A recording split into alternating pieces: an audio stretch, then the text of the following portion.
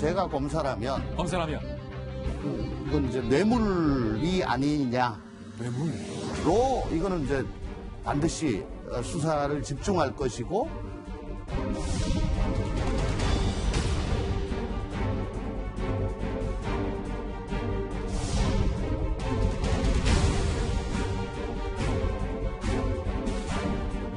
가상화폐 거래를 금지하는 법안을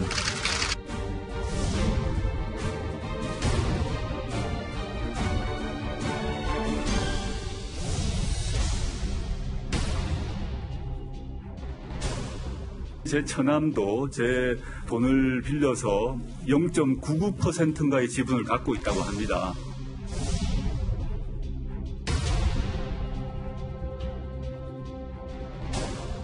(1억 2천) 돈을 벌기 위해서 장관이 민정수석이 자기 돈을 급하게 전달을 해가면서 그 수익을 탐냈을까?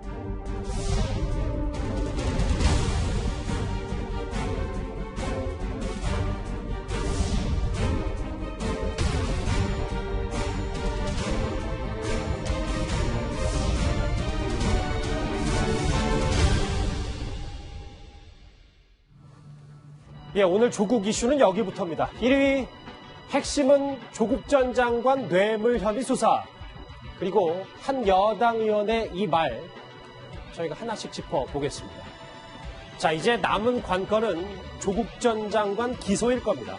검찰은 이 조국 전 장관 뇌물 수수 혐의에 수사력을 집중하고 있습니다. 주머니 돈이 쌈짓돈인데 액수가 좀 크고요. 공시 직전에 시가보다 싼 가격으로 주식을 대량 매집했는데 그 차이가 있다라고 한다면 제가 검사라면 이건 이제 뇌물이 아니냐. 뇌물로 이거는 이제 반드시 수사를 집중할 것이고. 먼저 이제 하나하나 뜯어보기 전에 큰 틀에서 먼저 보고 넘어갈까요? 이현정 의원님.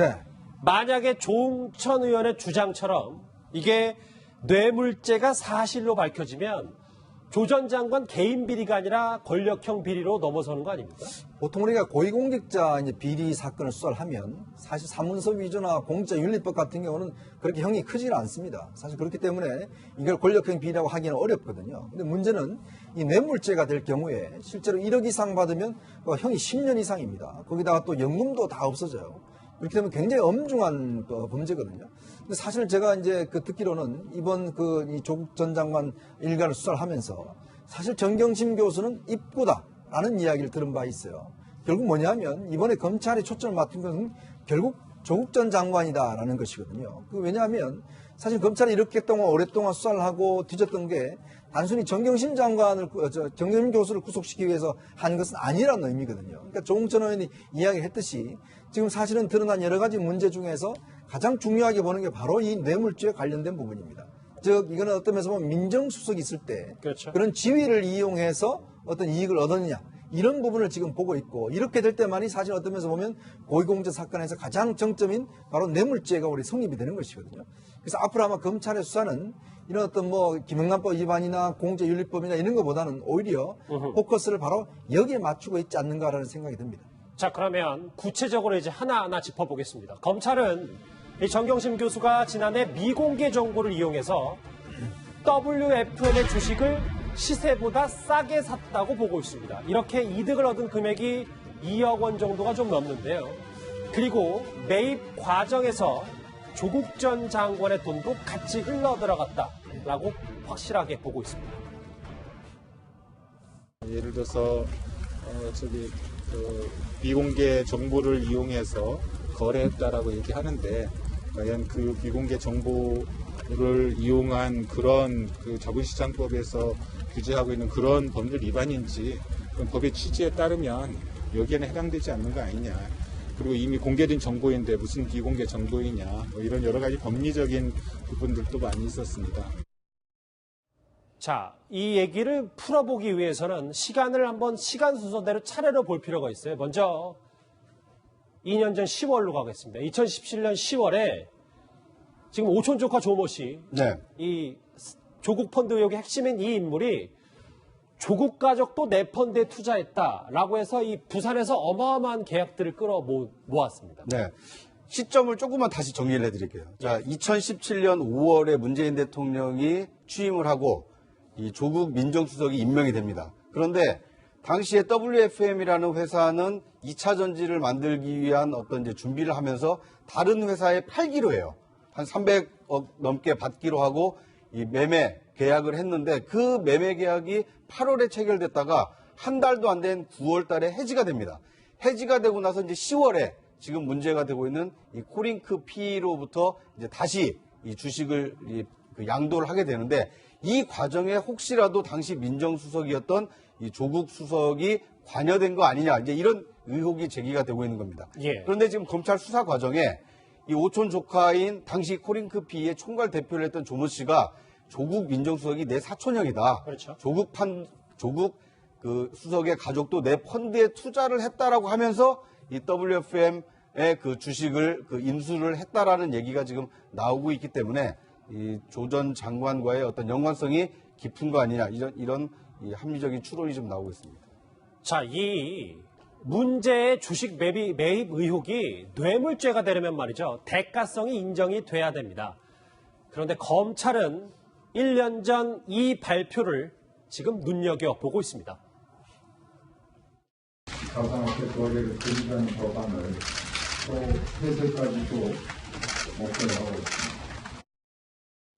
바로 가상화폐 얘기예요. 뇌물의 대가는 이미 받았다. 무슨 얘기냐면 조국 펀드 운용사가 공교롭게도 이 가상화폐 규제 발표 전에 투자를 접었어요. 그러니까 이게 이제 얘기가 되면 2018년 1월에 정경심 교수가 WFM 주식을 장외에서 2억 4천만 원 시중가보다 싸게 샀잖아요. 그게 2018년 1월이에요. 그러면 이게 뇌물이라 그러면 차액 2억 4천 정도가 뇌물이 되려면 어떤 대가 관계가 있어야 되는 건데 그 대가 관계를 지금 의심을 사는 거는 그 전에 2018년 1월보다 이전인 2017년 12월에 가상화폐에 대해서 법무부하고 금융위원회에서 규제를 하겠다라는 발표를 합니다.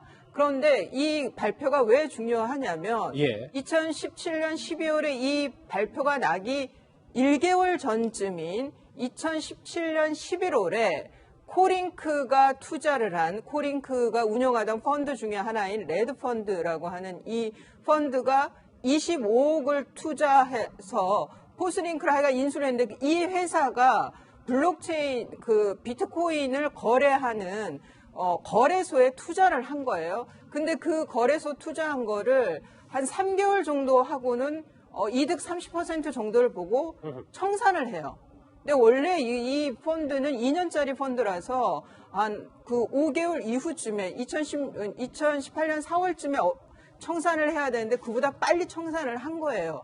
그런데 이 가상화폐를 거래하는 거래소에다 투자를 했는데 만일 이 2017년 11월에 그 발표 12월에 있었던 그 발표 때까지 끌고 갔더라면 손해를 봤을 수가 있는 거죠. 그런데 그 발표 대책 나는 그 전에 폐쇄를 한기 때문에 그만큼 또 이익을 많이 본 거라는 거죠. 그래서 혹시 이 가상화폐에 대한 이런 강경한 대책이 나오는 것을 미리 알았던 거 아니냐. 그래서 그 정보를 알았던 것에 대한 대가로 2018년 1월에 주식을 이렇게 시중가보다 싸게 넘겨줬던 것이 아니냐라고 의심을 하는 겁니다. 한 번 더 짚어볼게요. 화면 볼게요.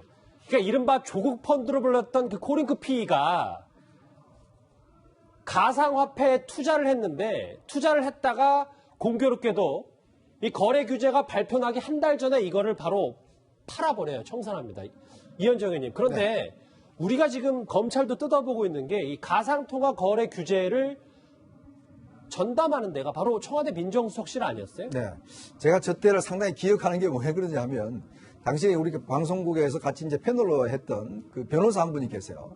그분이 이제 가상화폐 이거 투자하면 굉장히 괜찮다. 그러면서 저한테도 이제 투자를 굉장히 권유를 하더라고요. 본인은 사실 굉장히 많은 그때 하면 다들 기억하시겠지만 그때 가상화폐가 굉장히 폭등을 합니다. 그러니까 가격이 뭐 하루아침에라도 몇 배씩 올라가고 그래서 가상화폐 쪽에 많은 분들이 투자를 하게 돼요. 그래서 이 분 같은 경우도 본인이 사실은 가상화폐 투자해서 몇 배의 이익을 얻었기 때문에 그 가지고 상당히 이제 주변에 투자를 많이 권유를 했었거든요.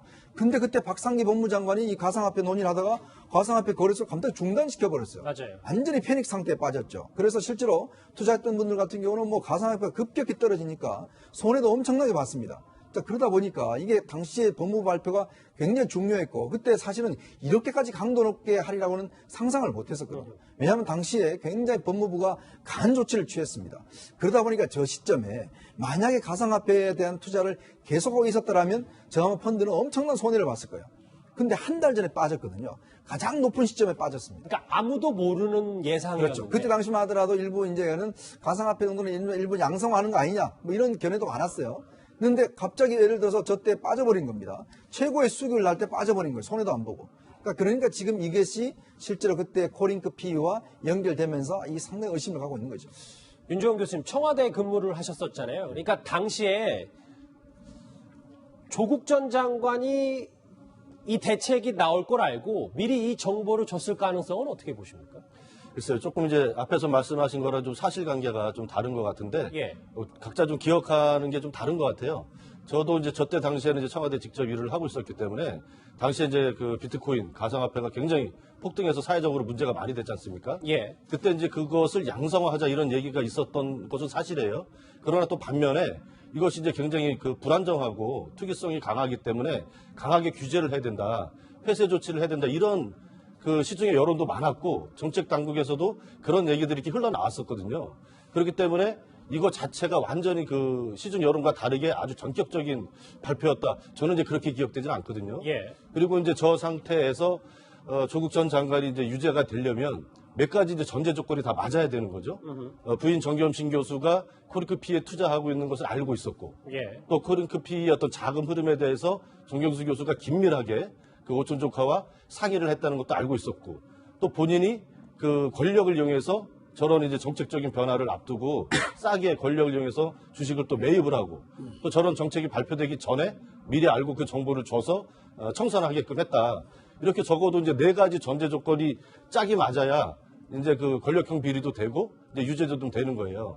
민정수석이었기 때문에 당시에 가상화폐를 둘러싸고 사회적 논란이 이제 굉장히 많았습니다. 예. 그렇기 때문에 이 정책에 대해서 몰랐다고 생각하진 않아요. 알고 있었을 것이다라고 봅니다. 당연히 업무하고 관련이 있으니까. 그리고 다들 아시는 것처럼 민정수석의 업무 범위는 우병우 수석에서도 보듯이 굉장히 넓게 포괄적으로 해석을 하고 있는 게 사실이거든요. 예. 그렇기 때문에 가상화폐 정책을 조국 민정수석 시절에 알고 있었을 거라고 생각을 해요. 그러나 그것이 이제 유죄가 되기 위해서는 앞에서 말씀드린 것처럼 적어도 4가지의 복잡한 짝이 맞춰져야만 이제 성립이 되는 거기 때문에 지금 상황에서 그렇게 단정하는 것은 좀 이르지 않나, 예, 그렇게 봅니다. 그러니까 윤 교수님은 이런 사전 미리 정보를 이쪽에 흘려서 가상화폐 투자 바로 빼는 거를 알려주진 않았을 거다라고 보시는 거죠? 그렇죠. 그 4가지 조각이 다 맞아야 되니까. 알겠습니다. 예, 그걸 다 이렇게 지금 생각하기는 좀 힘들다 이렇게 봅니다. 근데 저는 이제 대가관계라는 면에서 보면 그 정보라는 게 그러니까 지금 민정수석이었기 때문에 당시 청와대에 아주 내밀한 분위기가 있었을 거 아니에요. 가상화폐에 대해서 어떻게 대책을 갖겠다, 아니면은 그 박상기 장관의 생각은, 이 가상화폐와 관련한 생각은 어느 쪽 시각이라든가 이런 것들이 굉장히 중요한 거죠. 그러면은 사업적으로 판단을 하는데, 청와대의 분위기가 이렇다더라, 법무부의 분위기가 이렇다더라, 장관은 이렇게 본다더라, 민정수석은 지금 이 총괄을 하고 있는데, 업무를 담당하고 있는데 이 가상화폐에 대해서 아주 부정적인 시각이라더라, 이런 정보로 인해서 기업 그 사업을 펀드에서 빼겠다 말겠다라고 판단을 하는데 도움을 줬다라고 하면은 그 정도 정보가 제일 최고급 정보인 거죠. 이게 이런 발표가 언론에서 대외적으로 나와 있는 그런 그 분위기와는 다른 아주 그 고급 정보일 수가 있기 때문에, 저는 만일 조국 전 당시 민정수석이 아내의 이 WFM이라든가 코링크와의 관계를 알았다라고 하면은 저는 대가 관계가 인정되는데 이런 것들이 상당히 중요한 의미가 있을 거라고 생각을 합니다. 왜냐하면 구장차 잠깐만요. 네. 왜냐하면 이게 이 사모펀드 아니죠. 그러니까 가상화폐 투자 청산 시점이 참 공교롭기 때문에 저희가 짚어보는 거거든요. 부장차장. 그렇습니다. 그래서 앞으로 이제 검찰이 이 조국 장관의 오촌 조카에 대한 그 수사를 좀 더 집중할 필요가 있습니다. 왜 2년 약정되어 있는 펀드를 이 3개월 만에 일찌감치 청산했는가? 그래서 이익을 실현했는가? 이것에 대해서 혹시 사전 정보가 있었느냐 또는 있지 않았느냐? 이거에 대해서 이 검찰이 이 수사를 통해서 밝혀낼 필요가 있습니다. 예. 자, 또 하나 짚어볼 건요. WFM이 정경심 교수에게 주식을 싸게 넘긴 이유가 당시 민정수석이었던 조국 전 장관 때문이었냐? 이 문제입니다. 지금 문제의 제 처남도 제 돈을 빌려서 0.99%인가의 지분을 갖고 있다고 합니다. 근데 그 자체도 저는 이번 기회에 알게 되었는데 실제 어떤 일이 있었는지는 저는 검찰 수사를 통해서 밝혀질 것이라고 봅니다. 지금 여기 보이는 핵심은 조국 전 장관 뇌물 혐의 수사라고 보는 게 지금 첫 번째 얘기했던 가상화폐 돌연 청산한 거 미묘한 시점에. 두 번째가 이 부분이에요. 그러니까 시세보다 1, 2천 원 정도 저렴한 가격의 주식을 싸게 넘긴 게 조국 전 장관의 지위 때문이냐라는 부분입니다. 예전에 우리가 이제 박근혜 전 대통령과 최순실 씨 조사할 때 두 사람 간의 관계를 경제 공동체라고 이야기를 했습니다. 왜냐하면 두 사람과 자주 만나면서 여러 가지 경제적인 문제와 관련해서 하나의 어떤 지갑이 하나다라는 그런 측면에서 이야기를 한 것이거든요. 근데 조국 전 장관은 지난 청문회 때 나와서 어떤 이야기를 했냐면 나와 부인은 경제적으로 독립돼 있다. 서로 어떤 면에서 버는 수입에 대해서 서로 각자 알아 쓴다라는 대로 이야기를 했어요. 서로 어떤 경제적인 문제에 대해서는 타치를 하지 않는다고 이야기를 했거든요. 근데 이번에 이제 자금 흐름을 보니까 WFM이라는 회사의 이제 주식을 인수하는 과정에서 우모 씨라는 사람이 이 회사의 주식을 시가보다 굉장히 싸게 사실은 이제 정경심 씨한테 줍니다. 예. 근데 그 과정에서 지금 조국 장관의 오촌 조카 같은 경우에 그런 이야기를 했다는 거예요. 아, 이거 지금 저 조국 전 수석이 이 가족 펀드예요. 라고 이야기를 많이 했다는 거죠. 자, 그러면 현 정권의 가장 실세인 사람의 어떤 관여하고 있는 펀드라고 한다면 투자자 입장에서는 아, 이건 정말 믿고 투자해도 되겠구나 라는 생각을 했지 않겠습니까? 이제 그런 추정이 가능한 거예요. 자, 그런 상황인데 문제는 이제 조국 전 장관이 WFM 주식을 살 때 5억 원에 주고 샀는데 문제는 조국 전 장관의 계좌에서 부인 계좌로 돈이 한 5천만 원 정도 넘어갔다는 거예요. 그것도 이제 구매하기 전날 넘어갔다는 거거든요. 그렇다면 우리가 보통 부부 관계도 뭐 몇십만 원 정도는 뭐 이렇게 보냅니다만 5천만 원 넘겨주면 아니 당신 이거 어디 쓸 건데 뭐 할 건데라고 물어보지 않습니까? 예. 아 그러면 정경심 씨 같은 입장에서는 아 이거 사실 WFM이라는 그 회사가 있는데 그게 주식 좀 싸게 준다고 그래서 그거 좀 살라고 그래 라고 이야기를 했든지 아니면 당신은 몰라도 돼 그냥 돈만 보내 라고 이야기를 했든지 양당간에 그런 이야기를 했을 거 아니에요.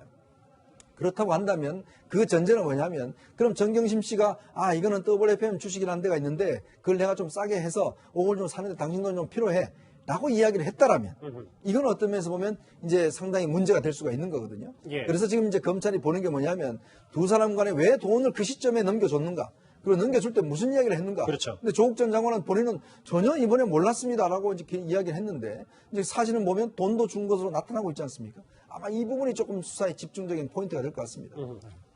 그러니까 이제 시점이 지금 미묘한데요.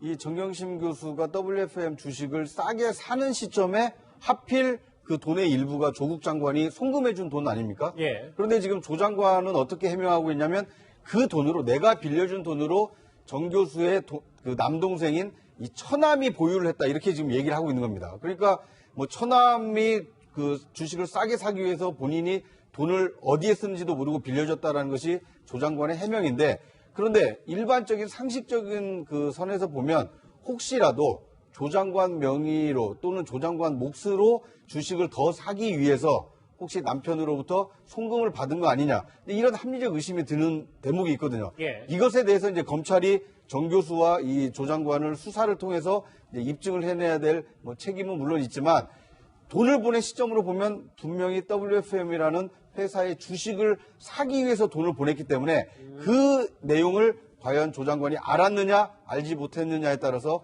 이 뇌물죄 유무죄가 갈릴 가능성이 굉장히 커 보이는 상황입니다. 이해가 됐습니다. 자, 정말 만약에 이 검찰의 의심대로 조국 전 장관 부부가 서로 공모를 해서 이 펀드 운용사의 정보를 흘려주고 또 그 대가로 주식을 싸게 매입을 했다면 이 사건은 문재인 정권을 겨누는 권력형 비리가 될 수도 있습니다. 자, 그런데 오늘 여당의 한 의원이 이 독특한 방어 전략을 꺼내들었습니다. 함께 만나보시죠. 민정수석일 때 이게요 대단한 것처럼 보이지만 이게 기껏해야 1억 2천 정도고 1억 2천 돈을 벌기 위해서 장관이 아니 그 민정수석이 자기 돈을 급하게 전달을 해가면서 그 수익을 탐냈을까? 우리 애청자 여러분들 의견이 계속 들어오는데 1억 2천 큰 돈입니다라고. 또. 제가 얘기 들었던 거는 청와대의 수석 정도에 위치해서 1억 2천을 노리고 불법적인 행위에 가담할 가능성은 제가 보기에는 쉽지는 않습니다. 알겠습니다.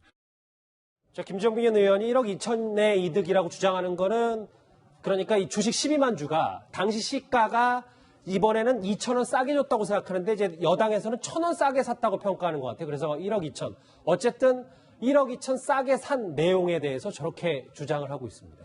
글쎄 큰 그림의 일부가 아닐까라고도 생각할 수 있는 거죠. 이거는 그 2018년 1월에 그 WFM 주식을 12만 주 산 거, 그거 하나의 문제, 그 하나에서만 차액이 1억 2천 내지는 2억 4천인 거고요. 그 다음에 그 정말 그 조국 그 당시 수석 가족들이 투자했던 블루펀드의 웰스 CNT 이 WFM을 통해서 우회 상장을 했을 때 얻을 수 있던 수익도 있었던 거고요. 뭐 여러 가지로 지금 그 오촌 조카와 정경심 교수, 부인 정경심 교수가 조국 당시 수석의 지위를 이용해서 아니면 그 지위에서 나오는 정보를 이용해서 어떤 그 돈을 벌려고 하는 큰 그림이 있었다라고 하면은 1억 2천 정도는 아니었을 거라는 거죠. 그런 면에서 김종민 의원의 고작 1억 2천 발언은 일부분만 보는 것일 수도 있다는 거고, 그리고 또 하나는